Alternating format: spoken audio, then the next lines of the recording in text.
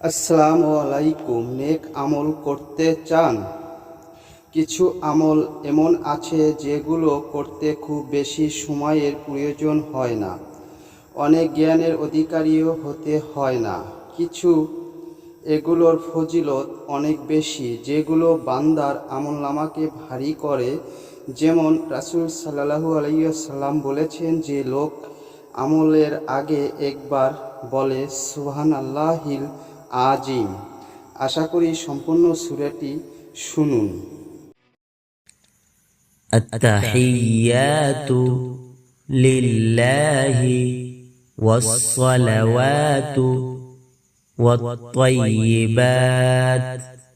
আসসালামু আলাইকা আইয়ুহান নাবিয়্যু ওয়া রাহমাতুল্লাহি ওয়া বারাকাতুহু।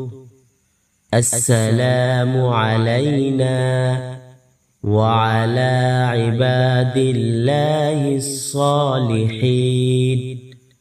أشهد أن لا إله إلا الله وأشهد أن محمدا عبده ورسوله.